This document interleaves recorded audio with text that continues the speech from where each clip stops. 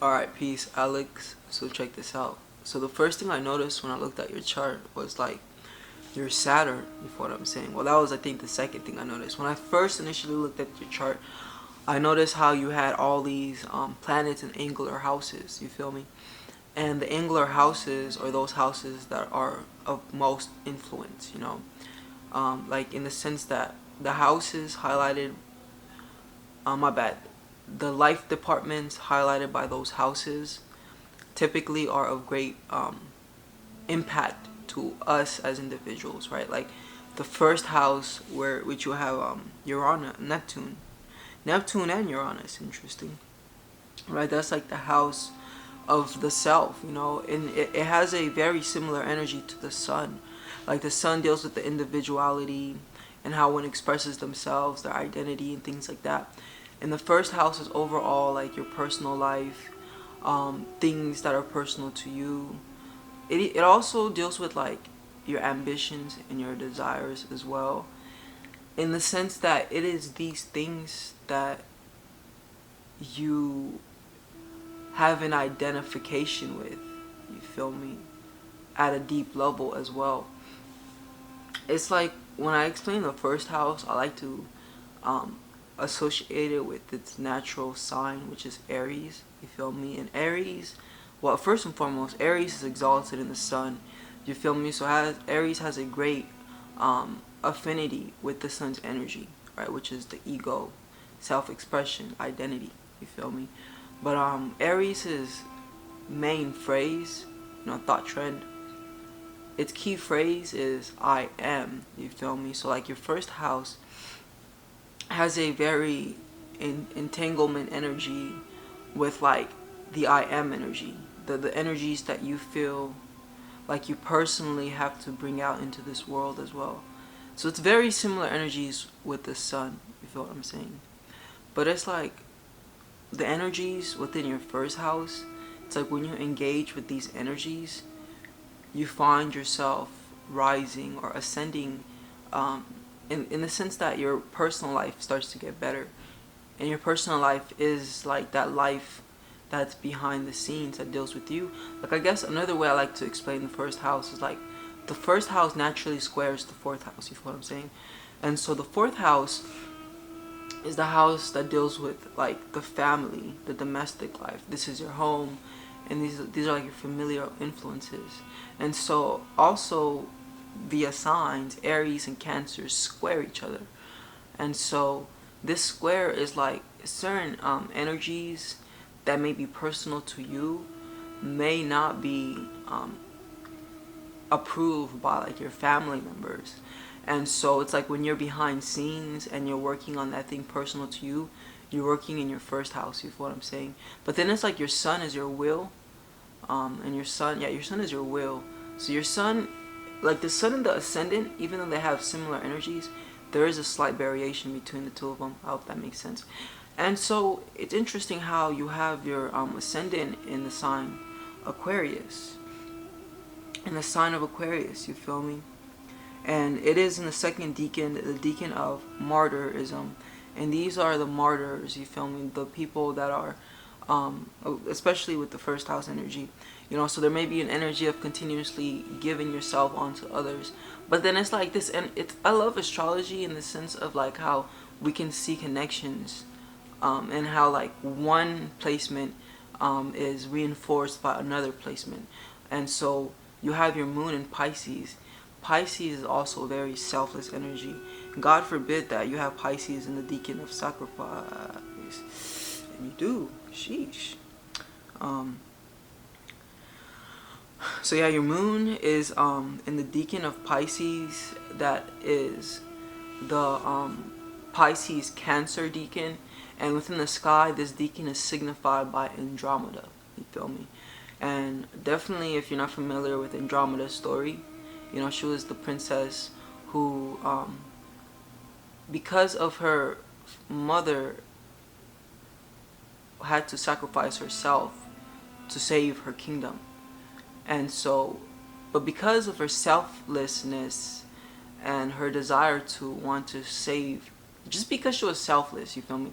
Like Pisces is a very selfless energy, and so because of her selflessness, she was saved by um, Perseus. What the heck is that dude's name? Perseus, I think it is. Perseus is like he's the dude who slayed Medusa. You feel me? So a lot of people don't know this, but the myths of ancient times, they were just like the different language that that civilization used to explain the stars and the activities that were taking place within the stars. You feel what I'm saying? So yeah, there is very like allegorical like information, like deep, but it's like esoteric information. You feel me, with astrology. But yeah, you know, so Andromeda. But anyways, yeah, okay. Yeah, anyways though, let me get back into your reading. So that's there. And then you also have your sun. Your sun is in the first decan of Cancer, and this is the Cancer, like this is just full on Cancerian energy. You feel me? This decan of Cancer, it's the first 10 days of the Cancer season. If I'm not mistaken, you were born. No, you weren't born in June. I don't even know when you were born. You probably were born in June. No, you're probably born like July 2nd or 1st. But there's a possibility. Okay, so yeah, you were probably born like June 30th or 29th. But yeah, regardless, earlier days of the Cancerian energy. You feel what I'm saying? And so this decan of Cancer, it's the decan of moods. You feel me? These, and like Cancer as a whole sign deals with moodiness. And Cancer's key phrase is I feel. Yeah, Cancer's key phrase is I feel. You know, and it's all about feelings. And so Gemini, the sign prior to Cancer, it's I think, you know, and it's all about thoughts. And so the summer solstice, you know, when the days are the longest, you know, and symbolically, spiritually, spiritual energies are of the most potent, is those, it's like those days in between Pisces, not in between Pisces and Aries, in between Gemini and Cancer. You feel me? And so that symbolism just portrays and allows us to understand that our greatest spiritual energies is our thoughts and our emotions. And the better we know how to unify our emotions and our thoughts, it's like the more openings we allow between our soul and our mind, yeah, our soul and our mind. You feel what I'm saying? But yeah, you know, so yeah, Cancer ultimately deals with feelings, though. It's all about the I feel, the emotions, and I know you already know this. All right, so your sun is in Cancer, but your sun is in Cancer in the your sun is in Cancer in the 6th house. You feel what I'm saying? And so the 6th house is the house of Virgo. In a natural chart, you know, Virgo is in the 6th house. And so Virgo is simultaneously the sign of labor, but it's also the sign of harvest. You feel what I'm saying? And so individuals that have the sun in the 6th house, see what the sun does is it gives life. It vitalizes whatever it touches. And so there is a tremendous vitalization that takes place with the Cancerian energy, which is the moon energy, because Cancer is ruled by the moon. And so Cancer primarily is the domestic life as well. The 4th house, the house of Cancer, is also the domestic house. You feel what I'm saying? But with Cancer being here, you know, family becomes of great importance and of great influence to you as well. You know, and so even being a homebody and taking care of your family, or even wanting a family of your own. Let's say you don't have one, but I'd be willing to bet you probably do have a family. You feel me? All these things are of great importance, but I also do want to throw this in there. So the planets that rule over the signs, they have an affinity towards with the sign, meaning wherever the sign goes, like let's say like for instance, right, like your sun is in Cancer, and with your sun being in Cancer, there is like this sympathetic vibration between the sun and the moon, that and the sun, it's like sympathizing or resonating at a vibration or frequency of the moon. So the moon's energy influences the sun's energy. You feel what I'm saying? And so your moon is in Pisces, and it's in the decan of self-sacrifice. And this is like the decan where it's like Cancer. It's the Cancer decan of Leo. Fuck, my bad. My mind is like somewhere else right now. It's the Cancer decan of Pisces. You feel what I'm saying? Hence being all about like self-sacrificing and giving yourself for another. You feel me? This decan like highlights, for instance, those individuals who like in the Aquarian nature kind of fought for like the rights of humanity, because you know it's like Pisces and Aquarius, they're both very humanitaristic signs, very humanitaristic signs. You feel what I'm saying? And they both desire to like be free and you know. But it's interesting, yeah, they both desire freedom, and that desire of freedom, you know, you only desire something when you're experiencing the contrast of it. And Pisces is associated with institutions, you feel me, imprisonments like jails, but just all forms and sorts of institutions and imprisonments, you know.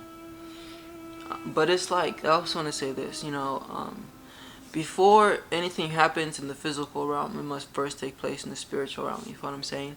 So before an individual can be enslaved, or enslavement, if I'm not mistaken, enslavement is also associated with Pisces. Before someone can be in prison, I meant to say in prison, but for some reason I said enslaved. Before someone is in prison, physically, they must be in prison, mentally, spiritually, and emotionally. You feel what I'm saying? And so, with the moon being in Pisces, there can be this energy of feeling great isolation. You feel what I'm saying? Feeling like you're not even from this planet, because like Pisces, alright, so first and foremost, Pisces rules over the astral plane, you know, and it rules over the astral plane and astral inhabitants, right? So people just throw a word around the word spiritual world, spiritual realm, and it's like they use it very generically. They use it very generically.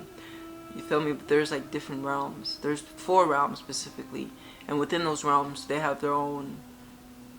Within the realms, there are realms as well. You feel what I'm saying?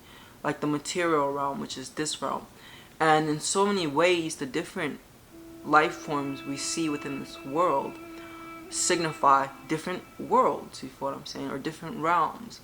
Like the realm of being a plant or being a tree. You feel what I'm saying? That comes with its own world.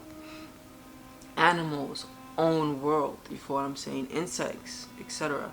And even the fact that science has come to a place where we understand that like life happens within our minds, in the sense that our eyes, our senses, they're all just receiving information, and this information gets sent to our brain, and our brain decodes and interprets it. You know, it's like, and we as humans, we all have like the same, very similar, I should say, well, we all have the same vessel. Having the same vessel indicates that the soul, rather than saying spirit, the soul within has graduated to levels where it can operate. You know, no, I don't need to go get. I don't need to get this deep into this because it's a real deep concept. But it's like, you know, there's different levels in different worlds. But then it's like we also have above the material world, we have the astral world. You feel what I'm saying? The astral plane. And the word astral means pertaining to a star. And the astral plane is the plane of the stars. And it's like, yeah, I'll leave it at that. And it's like even the planets and everything like that actually belong to the material world. But the law is everything that exists within the physical world has a correspondence in the material world. And everything that exists within the material world has a correspondence in the astral world. You feel what I'm saying?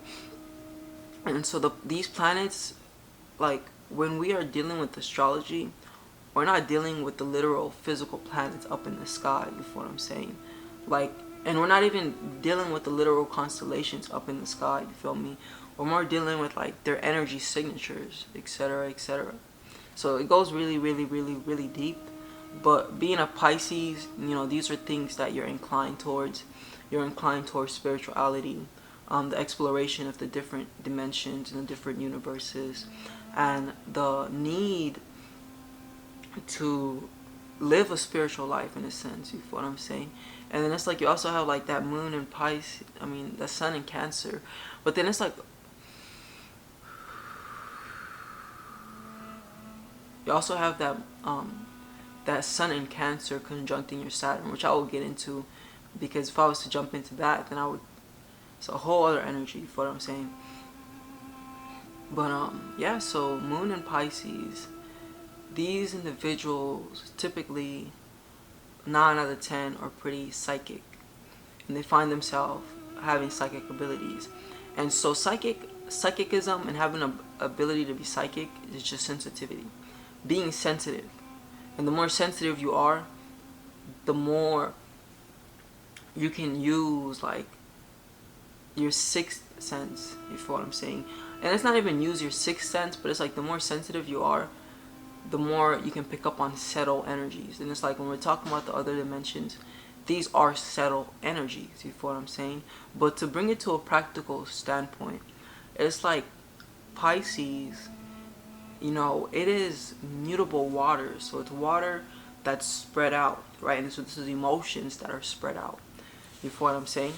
And so Pisces, because of the spreadedness, can fall into victimhoodness in their lives. You feel me? Victimhoodness in their lives. But I do gotta stop myself there. Look, like you have your Saturn, not conjuncting, it's trining. Your Saturn is trining your Sun, and with the Saturn trine Sun, so a trine highlights and signifies a harmonious flow between two planets, you know, two orbs or energy signatures, energy signatures, if what I'm saying, because it's what they are. Chakras or even the planets, because it's the wheel, you know. But anyways, it's a whole other story. But it's like the flow between the Sun and the Saturn enables an individual to have a good attitude and an easy flow when it comes to handling their responsibilities, you know, and being in a sense conscious and aware of the world that they live in, and understanding that there are certain responsibilities they need to handle. You feel me? And like having an ability to cultivate discipline and temperance and like energies of moderation more easily than others, if what I'm saying, more easily than others. So with the Sun Saturn conjunction, it's an energy where it's like you are pretty, you got this, and you'll when, if you haven't figured it out, you can ground yourself into this world. But I think the best way to put it also is the fact that like, so Pisces deals with the imagination, it deals with the ideals, it deals with fantasies, and so that's where your Saturn is. And Saturn is the planet of the material realm. And so this energy right here, people who have Pisces, Saturn need to learn how to bring like their fantasies and their dreams and fantasies into reality. But furthermore, it's like of great importance for these individuals to have dreams, and that's your moon is in Pisces too. So it's of importance that you have dreams, aspirations, and visions which you strive towards. You feel what I'm saying? But it's also important that you don't get so entangled. Sheesh, it's already 20 minutes. It's also important though that it's also important that you don't get so entangled into fantasy realms that you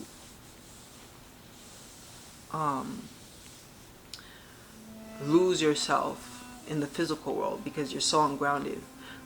But it's like there's so much I can say, you feel me, and to truly do justice to this reading, I mean this energy, you know, like I would need to say so much, but that pretty much concludes your mini reading. You know, I like to keep them 20 minutes.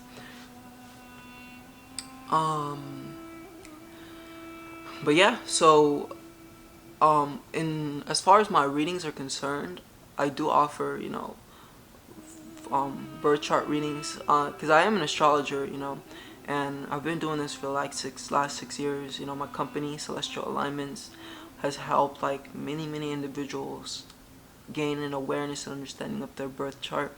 But you know, I go beyond just astrology. Well, not really, because my practice of alchemy, right, mental alchemy and esoteric psychology are entangled with astrology, and I only am able to tap into and teach, but also practice within my life, mental alchemy and esoteric psychology, because I understand astrological signatures. You know what I'm saying? But yeah, bro, if you're interested in working with me, we can definitely do that. And I keep my prices very reasonable, so you know, people can get this help and knowledge because it's real powerful, and it can really assist in changing an individual's life. So I only charge $30 per session though, because my work is so deep. You feel me? It's not like I do sessions. You feel what I'm saying? So then we can dive deep, but it's like each session is only $30. But yeah, I hope you enjoyed this reading, and I hope that this reading served of some sort of practical guidance to you. But anyways, peace. And if you want to send me those $5 or whatever, I'm open to receive always, you know. But it's not necessary. I'm okay just being of service and helping you today. You feel what I'm saying? But yeah, peace. Namaste.